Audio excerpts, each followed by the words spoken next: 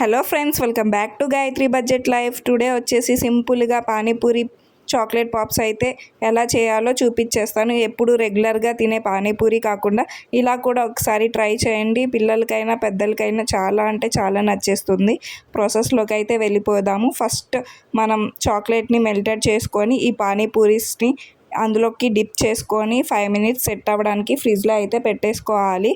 మనం ఈ లోపల వీటిలోకి స్టఫింగ్ అయితే ప్రిపేర్ చేసుకుందాము. ఒక బౌల్ తీసుకొని కండెన్స్డ్ మిల్క్ అండ్ ఒక 3 to 4 టేబుల్ స్పూన్ కోకో పౌడర్ని అయితే యాడ్ చేసుకొని లమ్స్ లేకుండా పేస్ట్ లాగా అయితే చేసుకోవాలి. ఇట్లా క్రీమీ టెక్స్చర్ అయితే వస్తుంది. దీన్ని అయితే పక్కన పెట్టేసుకొని ఆల్రెడీ మనం ఇందాక సెట్ అవ్వడానికి ఫ్రిడ్జ్లో పెట్టిన పానీపూరి తీసుకొని ఇలా ఒక ప్లేట్లో అయితే అరేంజ్ చేసుకోవాలి. వాటికి చిన్న చిన్న హోల్స్ అయితే పెట్టుకోవాలి. అన్నిటికీ హోల్స్ పెట్టేసుకున్న తర్వాత మనం ఇందాక స్టఫింగ్ అయితే ప్రిపేర్ చేసాం కదా, ఆ స్టఫింగ్ మొత్తాన్ని ఇందులో ఫస్ట్ లేయర్గా ఒకసారి ఆ క్రీమీ చాక్లెట్ అయితే ఇందులో ఒక ఫస్ట్ లేయర్గా వేసుకోవాలి. నెక్స్ట్ వచ్చేసి నేను ఇందులోకి హ్యాపీ బిస్కెట్స్ని తీసుకొని గ్రైండ్ చేసి పక్కన పెట్టుకున్నాను స్టఫింగ్ కోసము.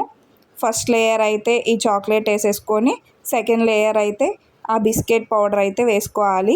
మళ్ళీ థర్డ్ లేయర్ వచ్చేసి మళ్ళీ ఈ చాక్లెట్ వేసుకోవాలి. అంతే, పైన గార్నిష్ చేసుకొని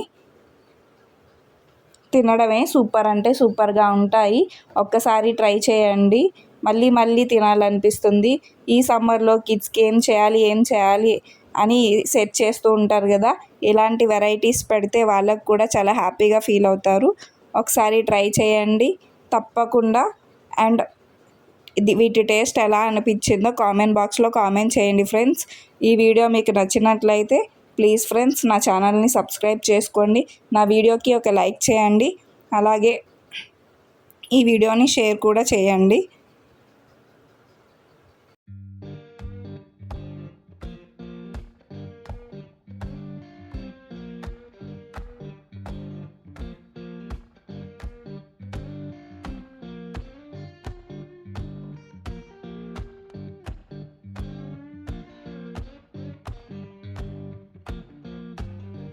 Magnolia.